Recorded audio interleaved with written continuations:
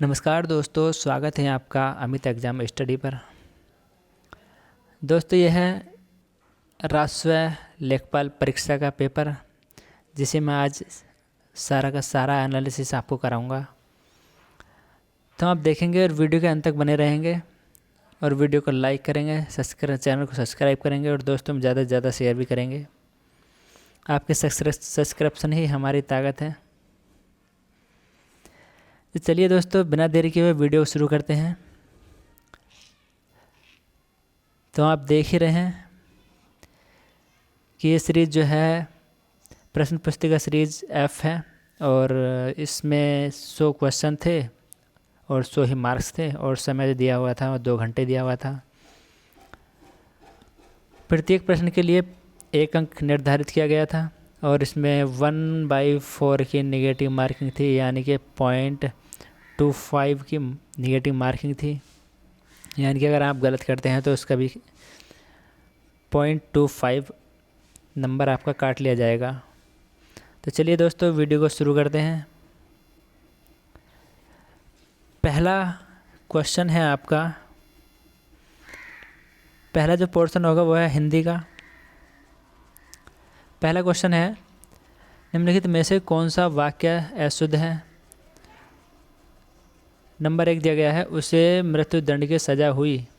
और दूसरा है, विंध्याचल पर्वत पर घने जंगल हैं। तीसरा है, यहाँ शुद्ध भैंस का दूध मिलता है।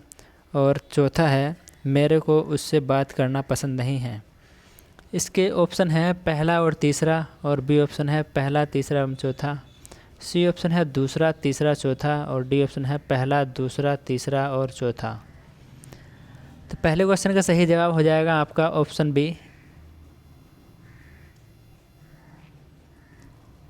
इसमें जो हमारा पहला, तीसरा और चौथा, यानी कि पहला, तीसरा और चौथा वाक्य अशुद्ध हैं। केवल दूसरा इसका सही जवाब है। तो इसमें जो हमारा सही जवाब हो जाएगा इस क्वेश्चन का, वो बी ऑप्शन हो जाएगा। नेक्स्ट क्वेश्चन है, दूसरा क्वेश्चन। खग जाने खग ही की भाषा का अर्थ है पक्षियों की भाषा जानना, समान प्रवृत्ति वाले ही एक दूसरे को सराहते हैं। और सी ऑप्शन है पक्षी अपनी भाषा स्वयं समझते हैं। और डी ऑप्शन है पक्षियों की तरह बोलना। दूसरे क्वेश्चन का सही जवाब है आपका ऑप्शन बी, समान प्रवृत्ति वाले ही एक दूसरे को सराहते हैं। तीसरा क्वेश्चन है, हरि मोहन को रुपए देता है, रेखांकित में कौन सा कारक है को बताना है। तो तीसरे क्वेश्चन का सही जवाब हो जाएगा आपका ऑप्शन सी, संप्रदान कारक।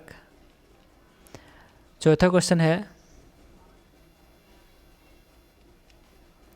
अरुण शब्द का अनेकार्थी शब्द है सूर्य, गुलाबी, और बी है प्रातःकालीन सूर्य, सिंदूर। सी ऑप्शन है सिंदूर, आग, और डी ऑप्शन है सूर्य, नवीन। चौथे क्वेश्चन का सही जवाब है आपका ऑप्शन बी,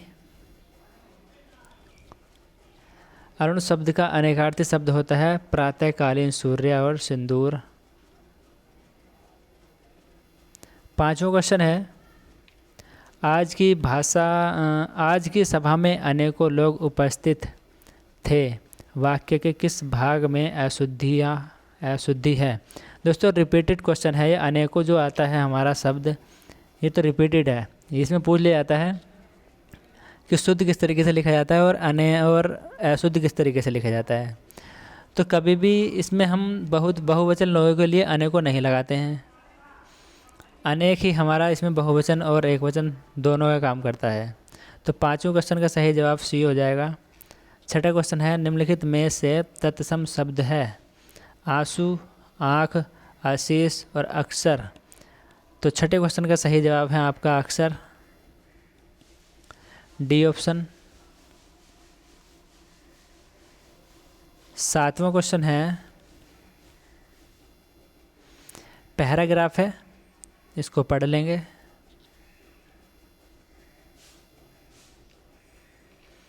मनुष्य को निष्काम भाव से सफलता असफलता की चिंता किए बिना अपने कर्तव्य का पालन करना है। आशा या निराशा के चक्कर में फंसे बिना उसे निरंतर कर्तव्यरत कर्तव्यरत रहना है। किसी भी कर्तव्य की पूर्णता पर सफलता अथवा असफलता प्राप्त होती है। असफल व्यक्ति निराश हो जाता है, किंतु मनुष्यों ने असफलता को ही सफलता की कुंजी कहा है। असफल व्यक्ति अनुभव की संपत्ति अर्जित करता है। और इससे आगे है, जो उसके भावी जीवन का निर्माण करती है। जीवन में अनेक बार ऐसा होता है कि हम जिस उद्देश्य की प्राप्ति के लिए परिश्रम करते हैं वह पूरा नहीं होता। ऐसे अवसर पर सारा परिश्रम व्यर्थ हो गया सा लगता है और हम निराश होकर चुपचाप बैठ जाते हैं। उद्देश्य की पूर्ति के लिए दोबारा प्रयत्न नहीं करते। ऐसे व्यक्ति का जीवन धीरे धीरे बोझ बन जाता है। निराशा का अंधकार न केवल उसकी कर्म शक्ति वरन उसके समस्त जीवन को ही ढक लेता है। निराशा की गहनता के कारण लोग कभी कभी आत्महत्या तक कर बैठते हैं। मनुष्य का जीवन धारण करके कर्म पथ से कभी विचलित नहीं होना चाहिए। विघ्न बाधाओं की सफलता असफलता की तथा हानि लाभ की चिंता किए बिना कर्तव्य के मार्ग पर चलते रहने में जो आनंद एवं उत्साह है उसमें ही जीवन की सार्थकता है। ऐसा जीवन ही सफल है। तो 7वां क्वेश्चन हो जाएगा हमारा कि मनुष्यों ने सफलता की कुंजी किसे कहा है। तो आपने पढ़ा है पैराग्राफ में। ऑप्शन है इसके धन को, परिश्रम को, असफलता को, शारीरिक बल को। तो असफलता की कुंजी जो कहा है वह सफलता की कुंजी जो कहा है वह है असफलता को कहा है मनुष्यों के द्वारा, जो इस पैराग्राफ में बात की गई है। और 8वां क्वेश्चन है असफल व्यक्ति क्या अर्जित करता है। अपयश, अनुभव की संपत्ति, धन दौलत, आशा के पुष्प। 8वें क्वेश्चन का सही जवाब हो जाएगा बी ऑप्शन, अनुभव की संपत्ति। और 9वां क्वेश्चन है आपका मनुष्य को किस प्रकार कर्तव्य पालन करना चाहिए। निष्काम भाव से, सफलता असफलता की चिंता किए बिना, आशा निराशा के चक्र में फंसे बिना और उपरोक्त सभी। तो 9 का सही जवाब हो जाएगा आपका ऑप्शन डी, उपरोक्त सभी। 10वां क्वेश्चन है जीवन की सार्थकता किसमें है। हर समय सोते रहने में, बहुत सारा धन कमाने में, कर्तव्य मार्ग पर चलने के आनंद में। और डी ऑप्शन है हमारा दूसरे से अपना काम निकालने में। तो 10वें क्वेश्चन का सही जवाब है आपका ऑप्शन सी, कर्तव्य मार्ग पर चलने के आनंद में। 11वां क्वेश्चन हो जाएगा हमारा कैसे व्यक्ति का जीवन धीरे धीरे बोझ बन जाता है। जो असफल होने पर दोबारा प्रयत्न नहीं करते। बी ऑप्शन है जो परिश्रम से जी चुराते हैं। और सी ऑप्शन है जो नित्य व्यायाम नहीं करते। डी ऑप्शन है जो धन दौलत नहीं कमाते। 11वें का सही जवाब हो जाएगा आपका ए ऑप्शन, जो असफल होने पर दोबारा प्रयत्न नहीं करते। ऐसे व्यक्ति धीरे धीरे बोझ बन जाते हैं। 12वां क्वेश्चन है अपना पराया किस समास का उदाहरण है। तो इसमें योजक चिन्ह लगा हुआ है और योजक चिन्ह हमारा किस समास में होता है, वो होता है हमारा द्वंद्व समास में। द्वंद्व समास में हमारे विपरीत मिल जाते हैं, जैसे छोटा का बड़ा, काला का सफ़ेद। और इसमें हमारा अपना और पराया, तो ये हमारा द्वंद्व समास का उदाहरण है। और द्विगु में पहला पद जो होता है संख्यावाची और दूसरा होता है समूहवाची।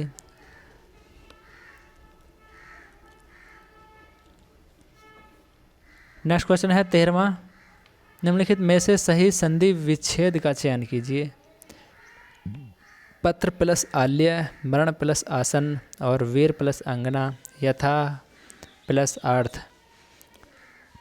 तो दोस्तों सही जो संधि विच्छेद है वो है हमारा वीर प्लस अंगना, वीरांगना बन जाता है ये। 14वां क्वेश्चन है कब्र में पैर लटकना मुहावरे का सही अर्थ है मृत्यु के समीप होना, मृत्यु से कोसों दूर रहना, कब्र के पास बैठना। और डी ऑप्शन है इनमें से कोई नहीं। तो 14वें क्वेश्चन का सही जवाब हो जाएगा आपका ऑप्शन ए, मृत्यु के समीप होना।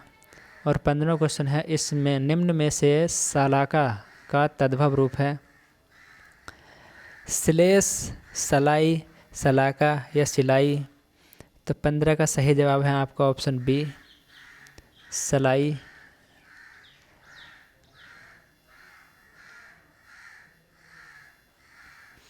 16वां क्वेश्चन है, आनंद शब्द का उचित पर्यायवाची शब्द है? मोद या हर्ष? और अचल प्रमोद। और सी ऑप्शन है तनुज अमोद। और डी ऑप्शन है साल उल्लास।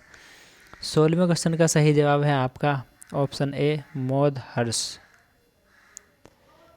17वां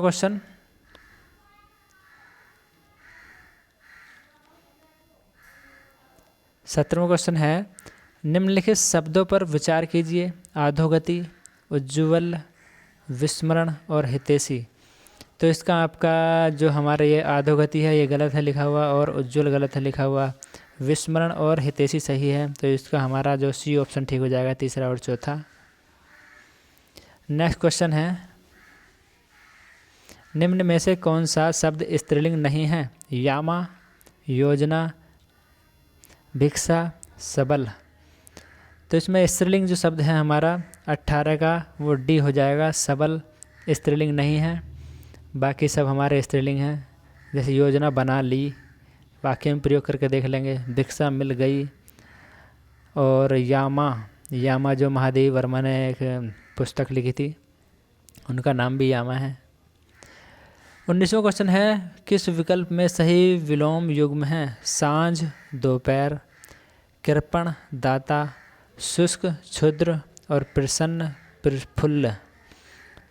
19 का सही जवाब है आपका ऑप्शन बी, कृपण, दाता।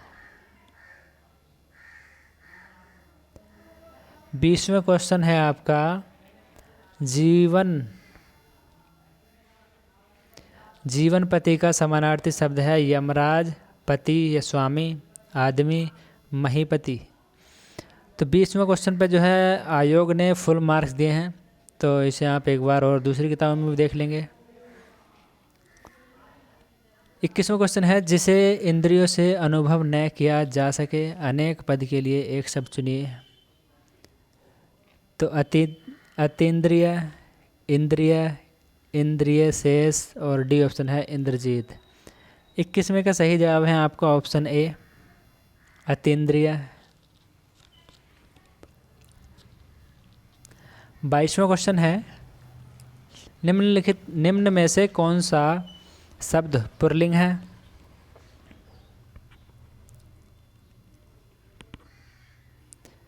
पूर्ति, अभिव्यक्ति, विवाह, छवि। तो पुल्लिंग बताना है, पुल्लिंग इसमें आ जाएगा हमारा विवाह। और पूर्ति को हम वाक्य प्रयोग करके देंगे, पूर्ति हो गई क्या। और अभिव्यक्ति, उसकी अभिव्यक्ति कैसी है या उसकी छवि कैसी है। तो ये हमारे तीनों गलत हैं। जो हमारा पुल्लिंग है वह है विवाह। 23वां क्वेश्चन है, पंखा का बहुवचन क्या होगा? पंखे, पंखे, पंख या पंखे। तो बोलने में तो सब हमारे सेम से लग रहे हैं, लेकिन अब शब्द के अनुसार देखेंगे, वर्तनी के अनुसार। तो 23वें का सही जवाब हो जाएगा आपका पंखे, बहुवचन होता है। 24वां क्वेश्चन है, दुशासन का संधि विग्रह होगा? तो इस क्वेश्चन का सही जवाब हो जाएगा आपका ऑप्शन सी, दू प्लस शासन, विसर्ग संधि होती है इसमें। और 25वां क्वेश्चन है, निम्न में से किस शब्द की वर्तनी सही है? भाग्यमान, रामायण। और सी ऑप्शन है लालायित। और डी ऑप्शन है वाल्मीकि। तो 25वें क्वेश्चन का सही जवाब हो जाएगा आपका लालायित। दोस्तों, हिंदी के 25 क्वेश्चन कंप्लीट हो गए हैं। चैनल को जिसने अभी तक सब्सक्राइब नहीं किया है, सब्सक्राइब कर लेंगे। अगला पोर्शन है हमारा मैथ का। 15 संख्याओं का माध्य 30 है। यदि प्रत्येक संख्या में 3 जोड़ दिया जाए तो नया माध्य क्या होगा? दोस्तों, जो हम माध्य में जोड़ते हैं, जो हम संख्या में जोड़ते, प्रत्येक संख्या में जोड़ते हैं, वो ही हमारा माध्य में ऐड हो जाता है। तो अगर माध्य 30 है और 30 हम जोड़ देंगे तो इसका जो आंसर सही जवाब बन जाएगा वो 33 बन जाएगा। 27वां क्वेश्चन है, अंक दिए गए हैं का बहुलक ज्ञात कीजिए। और बहुलक आप जानते हैं जो सबसे ज़्यादा बार आया हो। तो इसमें सबसे ज़्यादा बार हमें 3 दिखाई दे रहा है, 2 बार ये हो गया और 2 बार ये हो गया, 4 बार। तो 27वें क्वेश्चन का सही जवाब हो जाएगा ए ऑप्शन, 3 बहुलक है। 28वां क्वेश्चन है, का की माध्यिका ज्ञात कीजिए। और इसकी माध्यिका ज्ञात करने के लिए हम इन्हें गिन लेंगे। सबसे पहले लिखेंगे आरोही क्रम में, यानी कि बढ़ते क्रम में। तो 1 2 3 4 5 6 7, दोस्तों 7 शब्द हैं ये। तो बढ़ते क्रम में जब हम इन्हें लिखेंगे तो जो बीच वाला शब्द होगा वही हमारा माध्यिका होगा। और 28वें का फिर भी सही जवाब जो है वह होगा ऑप्शन बी, 13।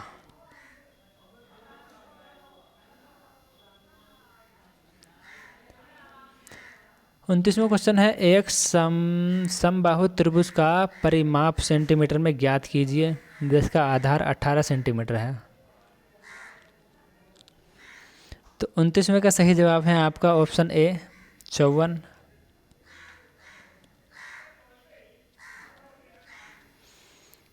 30वें का सही जवाब है आपका, इसको सरलीकरण करना है। इसको हल करने पर क्या आएगा? तो 30 का सही जवाब है आपका 63। आप हल करके देख लीजिएगा। अगर मैं करूँगा तो वीडियो थोड़ा लंबा हो जाएगा।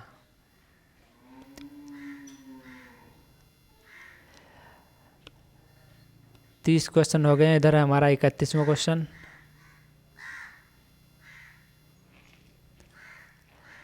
एक संचयी बारंबारता बंटन नीचे दिया गया है। ये है, निम्नलिखित में से किस वर्ग की बारंबारता अधिकतम है?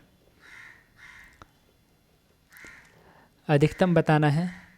तो ये हो जाएगा हमारा 31वें का सही जवाब हो जाएगा डी ऑप्शन, 19 से 21, यानी कि 10 से 12 की जो बारंबारता हमारी वो 3 है, 13 से 15 तक की है 18, और 16 से 18 तक है हमारा 15, और 19 से 21 जो है वो है हमारा 25,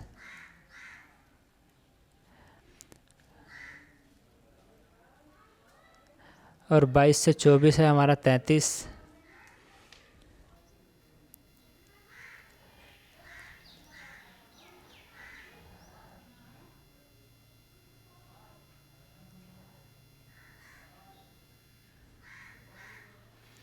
बत्तीसवां क्वेश्चन है, 2240 के गुणनखंडों का योग ज्ञात कीजिए। अब इसके गुणनखंड करेंगे फिर उनका योग करेंगे। तो इसमें हमारा जो सही जवाब हो जाएगा 32 का सी आंसर हो जाएगा 6096। और 30वें का सही जवाब है, 33वें का सही जवाब हो जाएगा, एक आयत का क्षेत्रफल सेंटीमीटर स्क्वायर में बताना है, जिसकी लंबाई 12 सेंटीमीटर और चौड़ाई 11 सेंटीमीटर है। तो सही जवाब हो जाएगा 33वें क्वेश्चन का बी ऑप्शन, 132। और 34वां क्वेश्चन है,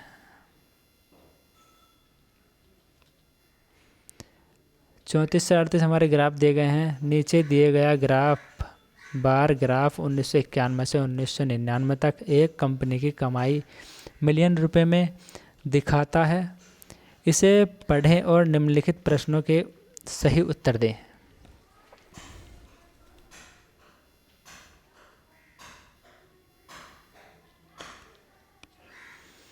ये हमारा ग्राफ है। तो पहले 34वां क्वेश्चन का सही जवाब है हमारा, ये है 1997-98 में कंपनी की आय 1994-95 से कितनी गुना थी? तो 34वें का सही जवाब है 1.5 गुना, सी ऑप्शन। और 35वां क्वेश्चन है, 1996-97 में कंपनी की आय समीक्षाधीन अवधि में औसत आय का लगभग कितना प्रतिशत थी? 35 का सही जवाब है आपका ऑप्शन डी 125%।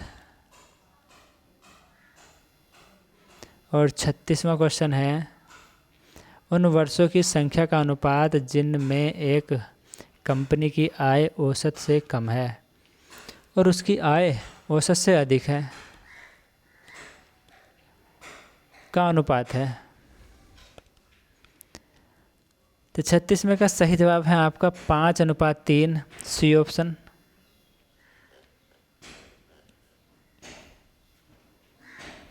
सैंतीसवां क्वेश्चन,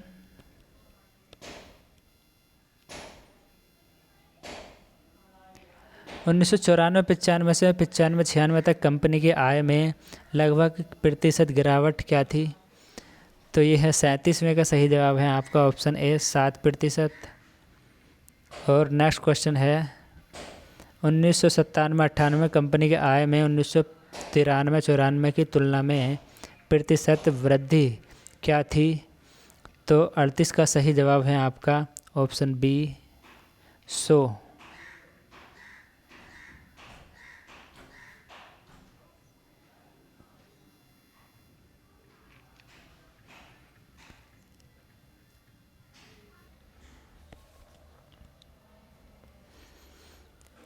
उनतालीसवां क्वेश्चन है, हिस्टोग्राम आयतचित्र एक प्रकार का होता है। अंकगणित, रेखाग्राफ, और बी ऑप्शन है ज्यामितीय आरेख, और सी ऑप्शन है आवृत्ति आरेख, और डी ऑप्शन होगा इनमें से कोई नहीं। 39 का सही जवाब है आपका ऑप्शन सी आवृत्ति आरेख।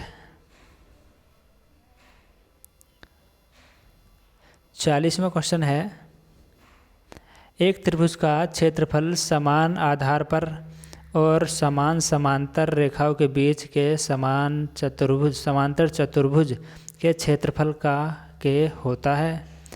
दोगुना होता है, असमान होता है, आधा होता है या तिगुना होता है?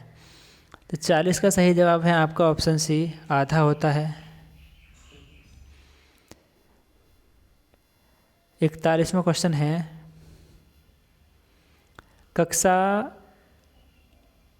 कक्षा 21-25 का बारंबारता घनत्व कितना है?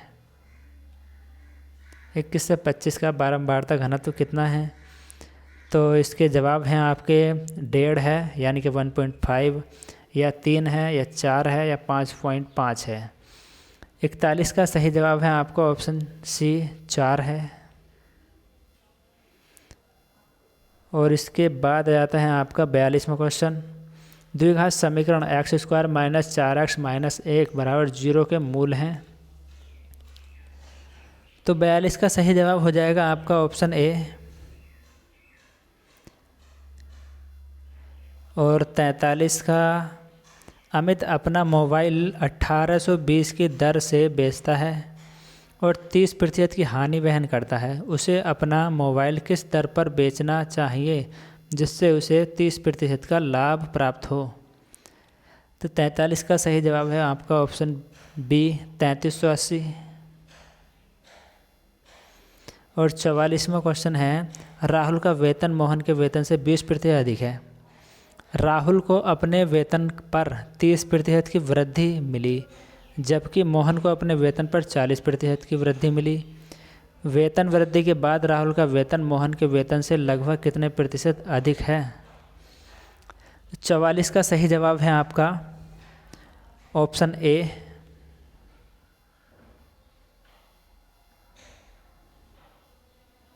11%। और इसके बाद आ जाते हैं हम नेक्स्ट क्वेश्चन पर, 45वें क्वेश्चन पर। यदि त्रिभुज ए बी सी बी पर समकोण है और ए बी बराबर 12 सेंटीमीटर है, ए सी बराबर 13 सेंटीमीटर है, तो बी सी ज्ञात करना है। तो ये तो हमारी पाइथागोरस प्रमेय में लग जाएगी। 45 का सही जवाब हो जाएगा आपका ऑप्शन ए। त्रिक बनती है 5, 12, 13 की। और फिर इसके बाद है आपका 46वां क्वेश्चन। 46वां क्वेश्चन है, दो संख्याओं का HCF 11 और उनके LCM के अन्य दो गुणनखंड 13 और 17 हैं। दो संख्याओं में से छोटी संख्या है। 46 का सही जवाब है आपका ऑप्शन सी 143। 47वां क्वेश्चन है, समांतर चतुर्भुज के विकर्णों की लंबाई क्रमशः 8 सेंटीमीटर और 6 सेंटीमीटर है और इसकी एक भुजा की माप 5 सेंटीमीटर है। दूसरी भुजा की अनुमानित लंबाई सेंटीमीटर में ज्ञात कीजिए।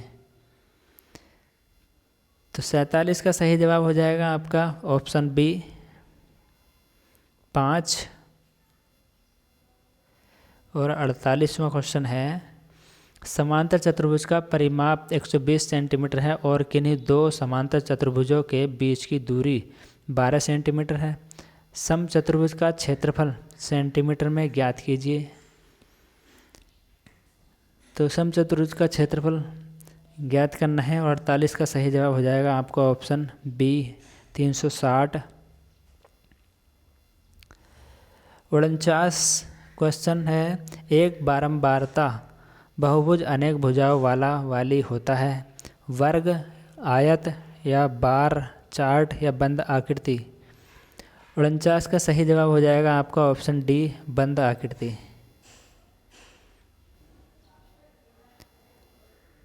और 50 का सही जवाब है का लघुत्तम समापवर्त ज्ञात करना है हमें। 3/8, 2/6 और 4/7 का लघुत्तम समापवर्त ज्ञात करना है। तो 50 का सही जवाब हो जाएगा आपका डी ऑप्शन 12। दोस्तों मैथ का पोर्शन भी आपका कंप्लीट हो गया है। चलते हैं सामान्य ज्ञान के पोर्शन जीएस पर।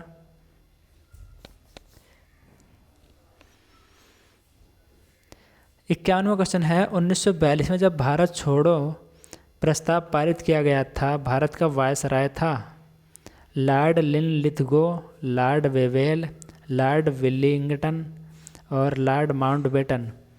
तो 51 का सही जवाब 1942 की बात करी गई है, तो 51 का सही जवाब हो जाएगा लॉर्ड लिनलिथगो।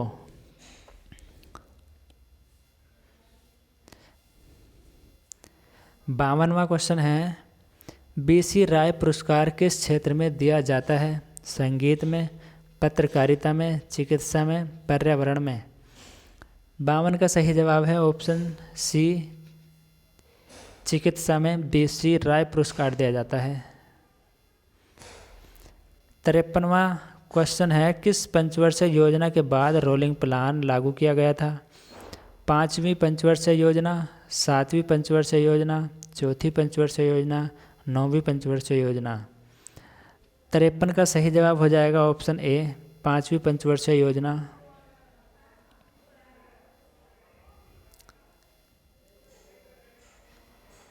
नेक्स्ट क्वेश्चन है,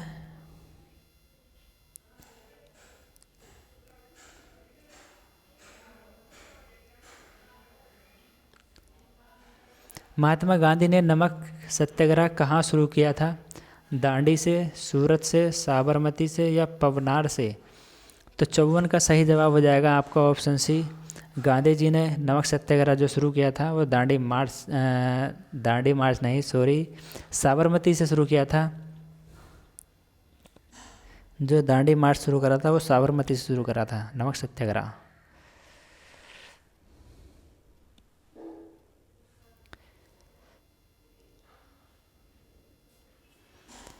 पचपनवां क्वेश्चन है, सती प्रथा को किसके द्वारा समाप्त किया गया था? Lord Canning, Lord Wavell, Lord Curzon और लॉर्ड विलियम बेंटिक। 55 का सही जवाब है आपका option D Lord William Bentinck ने सती प्रथा का अंत किया था। 56वां है, ब्रिटिश शासन के दौरान भारत की अधिकांश जनसंख्या जीविका के लिए किस क्षेत्र पर निर्भर थी? प्राथमिक क्षेत्र, द्वितीयक क्षेत्र, तृतीयक क्षेत्र। इन सभी क्षेत्रों में लगभग समान रूप से। 56 का सही जवाब है आपका ऑप्शन ए प्राथमिक क्षेत्र।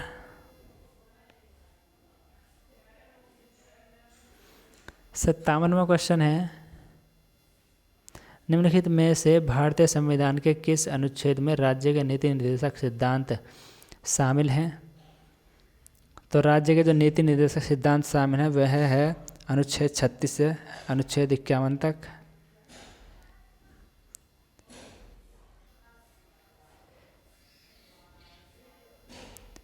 58वां क्वेश्चन है आपका, उत्तर प्रदेश की अर्थव्यवस्था पर आधारित है, तो वह कृषि पर आधारित है। नेक्स्ट क्वेश्चन है, सबसे लंबा राष्ट्रीय राजमार्ग कौन सा है जो उत्तर प्रदेश से होकर गुजरता है? उत्तर प्रदेश से होकर गुजरने वाला जो राष्ट्रीय राजमार्ग है तो वह है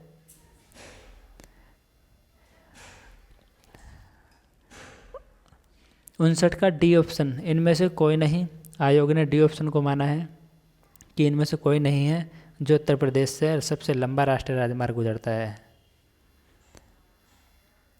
60वां क्वेश्चन है, निम्नलिखित में से किस अनुसूचित जनजाति की जनसंख्या उत्तर प्रदेश में सबसे अधिक है? तो 60 का सही जवाब हो जाएगा आपका ऑप्शन बी, थारू जनजाति उत्तर प्रदेश में सबसे अधिक है।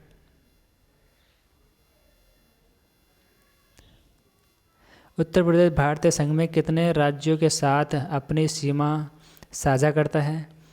तो वह करता है अपनी सीमा साझा संघ, इसमें दे रखा है भारतीय संघ में कितने राज्यों के साथ, तो इसका सही जवाब हो जाएगा 61 का बी ऑप्शन।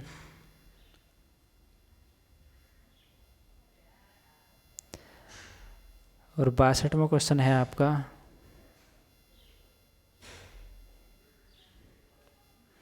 निम्नलिखित में से किसे उत्तर प्रदेश में मंदिरों के शहर के रूप में जाना जाता है? तो 62 का सही जवाब है आपका ऑप्शन ए, वाराणसी को मंदिरों का शहर कहा जाता है।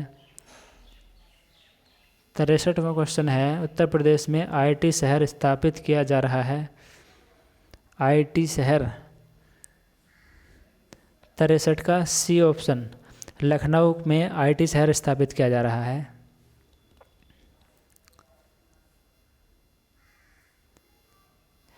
और 64वां क्वेश्चन है, निम्नलिखित में से कौन सा जलमंडल मध्य सागर को अटलांटिक महासागर से जोड़ता है?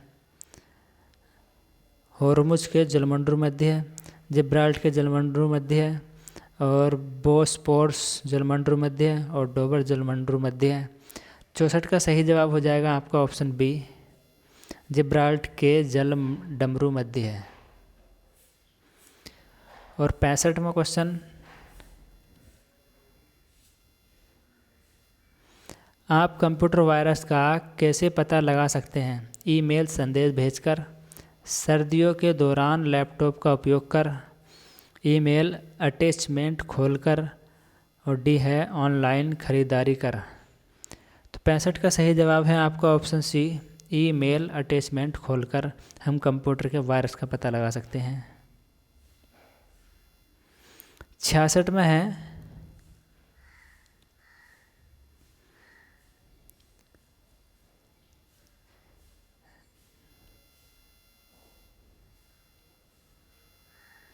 क्वेश्चन है, अभी हमारा सारा एक क्वेश्चन जो है पूरी डिस्प्ले पे आ गया है। गोविंद बल्लभ पंत, 66 का सही जवाब हो जाएगा आपका ऑप्शन ए, यानी कि गोविंद बल्लभ पंत जो है हमारा बी ऑप्शन, रिहिंद नदी पर। और परीक्षा बांध ये है सी, बेतवा नदी पर। और गोविंद सागर बांध ये हो जाएगा शहजाद नदी पर। और जामिनी बांध है हमारा जामिनी नदी पर।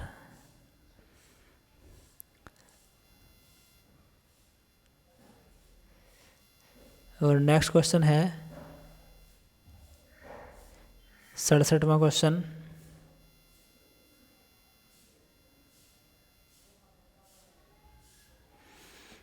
कौन नेपाल में हिमालय पर्वत में एवरेस्ट बेस कैप EBC को फतह करने वाले सबसे कम उम्र के भारतीय पर्वतारोहियों में से एक बन गए हैं?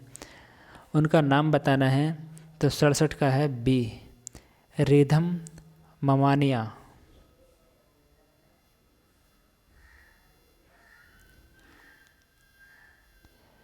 68वां क्वेश्चन है,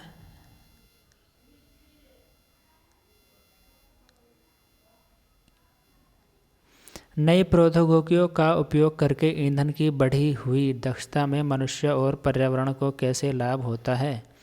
ईंधन का उत्पादन बढ़ेगा, ईंधन उत्पादन की लागत घट जाएगी और रिजर्वायर संचय में ईंधन की मात्रा बढ़ेगी, प्रदूषण और खपत में कमी आएगी। 68 का सही जवाब है आपका ऑप्शन डी, प्रदूषण और खपत में कमी आएगी।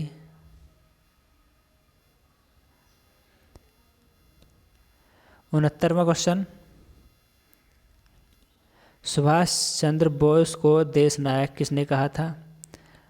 तो 69 का सही जवाब है आपका ऑप्शन बी, रविंद्रनाथ टैगोर ने कहा था देश नायक। 70वां क्वेश्चन है, किस रियासत के खिलाफ अभियान को ऑपरेशन पोलो कूट नाम दिया गया था? हैदराबाद रियासत को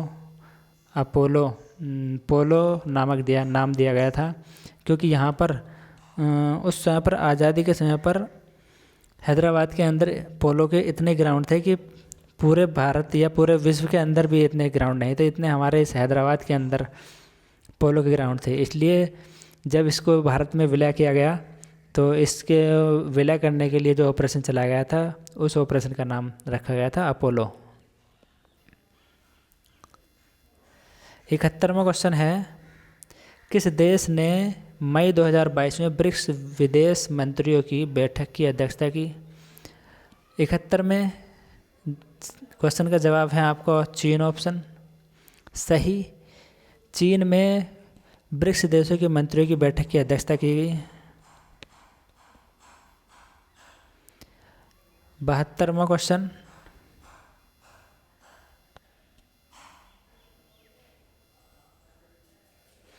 EFT का पूर्ण रूप है? तो 72 का सही जवाब है आपका option A, electronic fund transfer. और 73वां क्वेश्चन है, बाफिन द्वीप किस देश में स्थित है? 73 का बहामास, USA, जापान और कनाडा। तो बाफिन देश जो है हमारा बाफिन द्वीप 73 में का डी ऑप्शन यानी कनाडा में स्थित है। और 74वां क्वेश्चन है, प्रेस की स्वतंत्रता भारत के संविधान के किस अनुच्छेद के तहत दी गई थी? यह दी गई थी हमारी अनुच्छेद 19 के तहत प्रेस की स्वतंत्रता, और 21 में हमारा प्राण एवं देह की स्वतंत्रता है।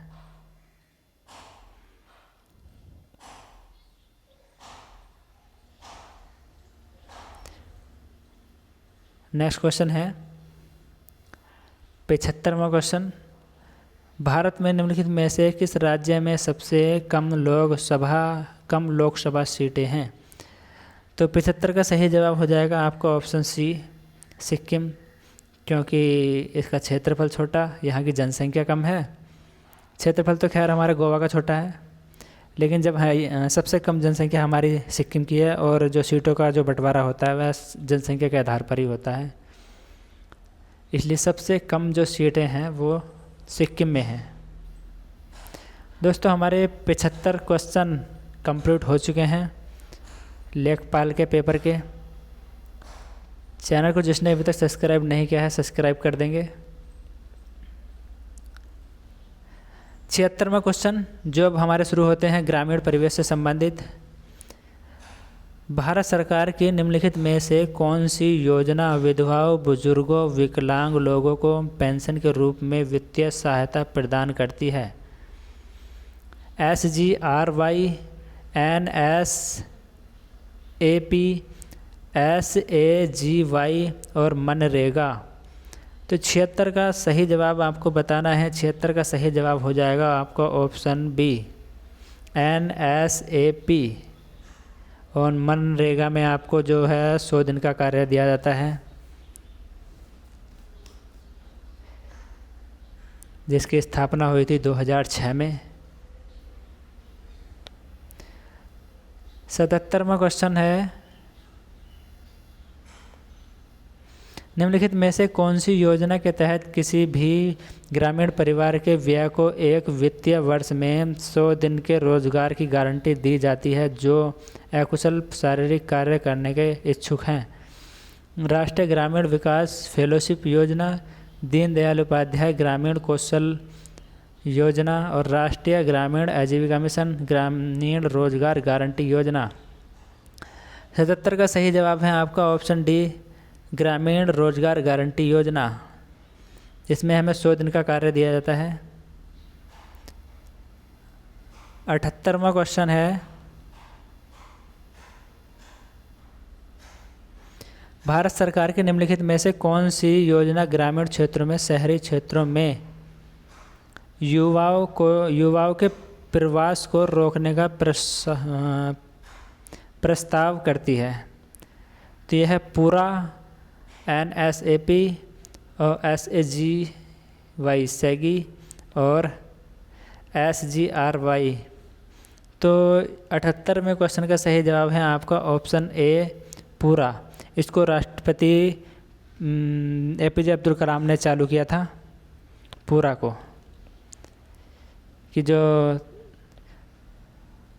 युवा हमारे ग्रामीण क्षेत्रों से शहरी क्षेत्रों में जा रहे हैं उनको गांव में ही शहर की सुविधाएं दी जाएं, इसके लिए यह योजना चलाई गई थी।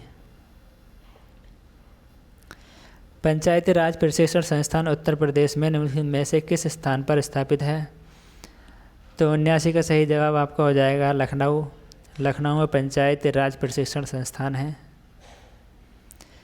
80 के बारा क्वेश्चन है आपका, निम्नलिखित में से किस योजना का उद्देश्य भारत में ग्रामीण लोगों को आवास प्रदान करना था? समग्र शिक्षा अभियान, दीनदयाल उपाध्याय ग्रामीण कौशल योजना और राष्ट्रीय ग्रामीण आजीविका मिशन और प्रधानमंत्री आवास योजना ग्रामीण। 80 का सही जवाब है आपका ऑप्शन डी।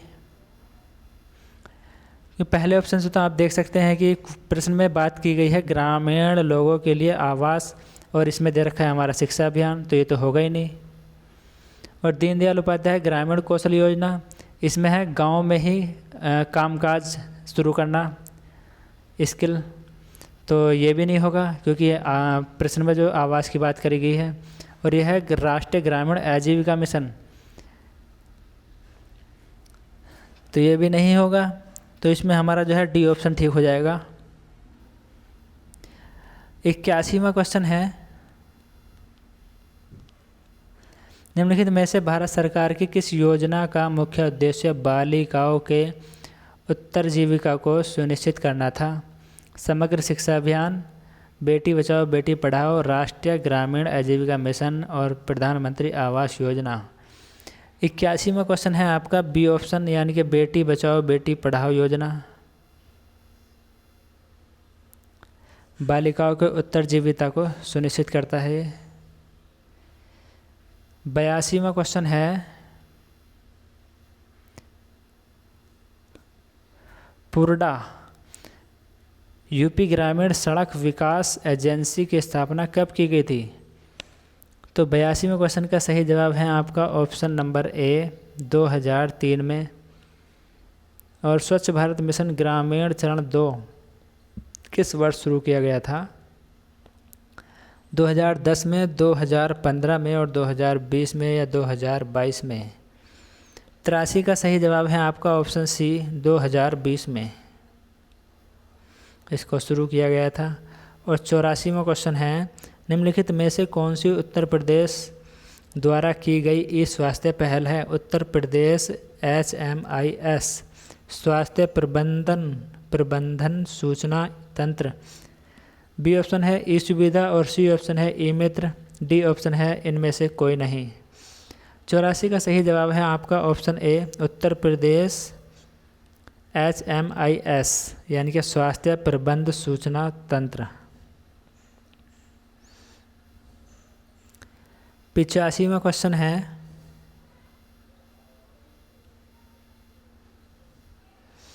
भूमि सुधार निगम के तहत स्थापित FFS को पूर्ण रूप क्या है? तो इसका पूर्ण रूप होता है हमारा फार्मर फील्ड स्कूल। 86वां क्वेश्चन है, केंद्र सरकार की निम्नलिखित में से कौन सी योजना धुआं मुक्त ग्रामीण भारत की परिकल्पना करती है? धुआं मुक्त, तो धुआं मुक्त के लिए उज्ज्वला योजना शुरू की गई थी हमारी, जिसमें हम गैस सिलेंडर दिया जाता था।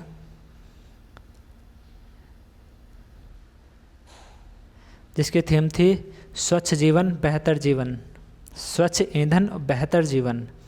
तो 86वें क्वेश्चन का सही जवाब है आपका ऑप्शन सी, प्रधानमंत्री उज्ज्वला योजना। और 87वां क्वेश्चन है, निम्नलिखित में से किस इस संस्थान का मिशन भूमि संसाधनों के स्वास्थ्य और उत्पादकता को एक स्थायी तरीके से संरक्षित करना और सभी संभावित खेती योग्य भूमि की रक्षा, पुनर्वास और पुनः उत्पन्न करना था? उत्तर प्रदेश भूमि सुधार निगम, उत्तर प्रदेश ग्रामीण विकास एजेंसी, उत्तर प्रदेश ग्रामीण सड़क एजेंसी, और इनमें से कोई नहीं। 87 का सही जवाब है आपका ऑप्शन ए, उत्तर प्रदेश भूमि सुधार निगम।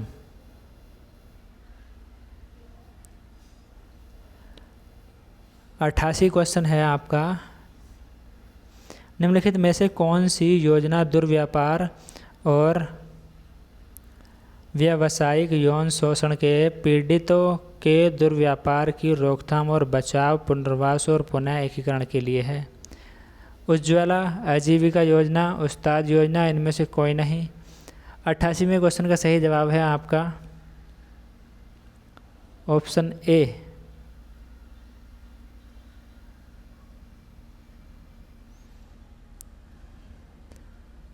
अट्ठासीवें क्वेश्चन का सही जवाब होगा आपका ऑप्शन बी, आजीविका योजना। 89, ग्रामीण क्षेत्रों की अर्थव्यवस्था और बुनियादी ढांचे को कमजोर करने के लिए 2021 में निम्नलिखित में से कौन सी योजना शुरू की गई थी? यूपी मातृभूमि योजना, यूपी सहभागिता योजना, यूपी संत रविदास शिक्षा सहायता योजना, इनमें से कोई नहीं। 89वां क्वेश्चन है आपका, तो 89 का सही जवाब हो जाएगा ऑप्शन ए, यूपी मातृभूमि योजना।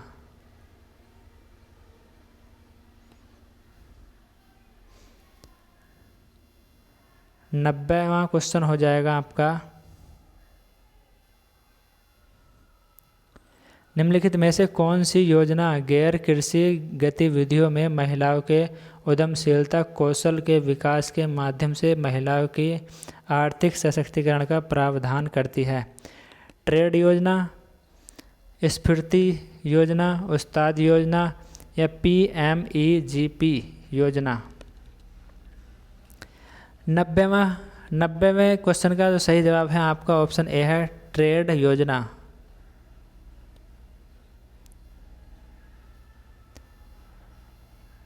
और 91वां क्वेश्चन है आपका, निम्नलिखित में से कौन सी योजना हमारे देश की पारंपरिक कलाओं शिल्पों के संरक्षण और अल्पसंख्यक समुदायों के पारंपरिक कारीगरों और शिल्पकारों की क्षमता निर्माण के लिए है? तो वह है हमारी उस्ताद योजना।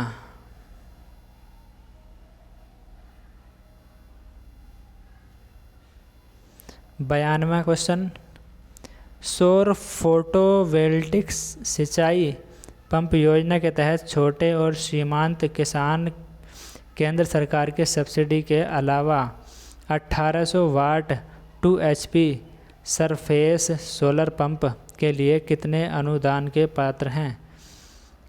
तो 92वें क्वेश्चन का सही जवाब हो जाएगा ऑप्शन बी, 30%।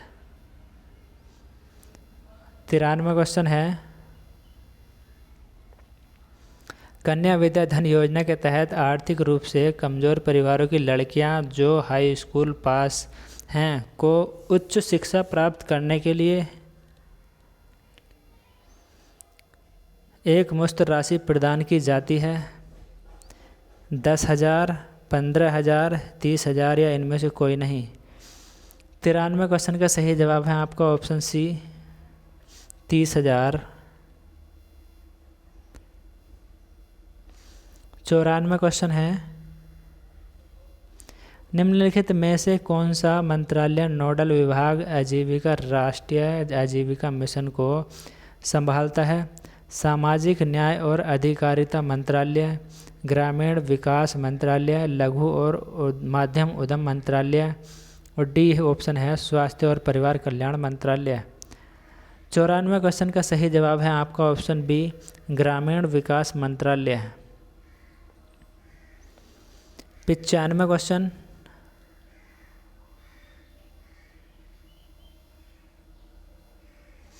निम्नलिखित में से कौन सा कार्यक्रम सार्वजनिक स्वास्थ्य संस्थाओं में प्रसव के लिए आने वाली गर्भवती महिलाओं को मुफ्त में आने जाने के लिए परिवहन, मुफ्त दवाएं, मुफ्त निदान, मुफ्त रक्त और मुफ्त आहार प्रदान करता है? तो वह योजना कौन सी है ये बताना है। JSSK जननी शिशु सुरक्षा कार्यक्रम, राष्ट्रीय बाल स्वास्थ्य कार्यक्रम, ग्राम स्वास्थ्य स्वच्छता और पोषण समिति, और MCH। 95 का सही जवाब है आपका ऑप्शन ए, जननी शिशु सुरक्षा कार्यक्रम। 96 क्वेश्चन है, स्वच्छ भारत मिशन को निम्नलिखित में से किस मंत्रालय नोडल विभाग द्वारा नियंत्रित किया जाता है? स्वास्थ्य और परिवार कल्याण मंत्रालय, पेयजल और स्वच्छता मंत्रालय, सी ऑप्शन है युवा मामले और खेल मंत्रालय, डी ऑप्शन है शिक्षा मंत्रालय। 96 का सही जवाब है आपका ऑप्शन बी, पेयजल और स्वास्थ्य मंत्रालय। 97 क्वेश्चन है, निम्नलिखित में से कौन सी योजना पंचायत राज मंत्रालय द्वारा गांवों की आबादी के संरक्षण और ग्राम क्षेत्रों में उन्नत प्रौद्योगिकी के साथ मानचित्रण के लिए है?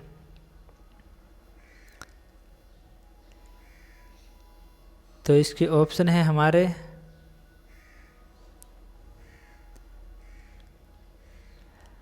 97 क्वेश्चन का सही जवाब है आपका सी, SVAMITVA स्मिता।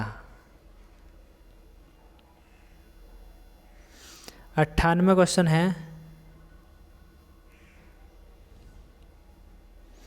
निम्नलिखित में से किस मंत्रालय या नोडल विभाग की केंद्र में एकीकृत बाल विकास सेवा योजना के कार्यान्वयन की प्राथमिक जिम्मेदारी है? स्वास्थ्य और परिवार कल्याण मंत्रालय, पेयजल और स्वच्छता मंत्रालय, युवा मामले और खेल मंत्रालय, महिला एवं बाल विकास मंत्रालय। 98 क्वेश्चन का सही जवाब है आपका ऑप्शन डी, महिला एवं बाल विकास मंत्रालय। और 99 क्वेश्चन है,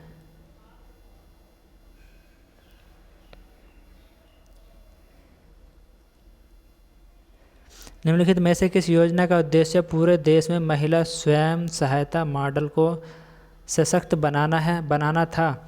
राष्ट्रीय ग्रामीण विकास फेलोशिप योजना, दीनदयाल उपाध्याय ग्रामीण कौशल्य योजना, सी ऑप्शन है राष्ट्रीय ग्रामीण आजीविका मिशन, और डी है ग्रामीण रोजगार गारंटी योजना। 99 का सही जवाब है आपका ऑप्शन सी, राष्ट्रीय ग्रामीण आजीविका मिशन। और 100वां क्वेश्चन जो लास्ट क्वेश्चन है हमारे इस प्रश्न पत्र का, निम्नलिखित में से कौन सी योजना भारत में ग्रामीण सड़क संपर्क विकास के लिए जिम्मेदार है? PMGSY, मनरेगा, PMRDF और SGRY। 100वें क्वेश्चन का सही जवाब है आपका ऑप्शन ए, PMGSY। तो दोस्तों ये लेखपाल का जो हमने एग्ज़ाम पेपर आपको कराया है जिसका एनालिसिस ये कंप्लीट हो गया है, तो कैसा लगा ये पेपर और कैसा पेपर था आपके, इसमें कितने क्वेश्चन सही हो सकते हैं कमेंट्स करके ज़रूर बताइएगा। थैंक्स फॉर वाचिंग, और जिसने अभी तक चैनल को सब्सक्राइब नहीं किया है चैनल को सब्सक्राइब कर लेंगे। और दोस्तों आने वाले एग्ज़ाम की तैयारी के लिए जितने भी एग्ज़ाम होते हैं यूपी में और इंडिया में, सामान्य ज्ञान की, जीके, जीएस एवं वनडे एग्ज़ाम की तैयारी के लिए आप हमारे चैनल को सब्सक्राइब कर सकते हैं, चैनल से जुड़ सकते हैं। इसमें आपको वनडे एग्ज़ाम के जो भी एग्ज़ाम हो रहे हैं, वनडे एग्ज़ाम सभी की तैयारी कराई जाएगी। Thanks for watching.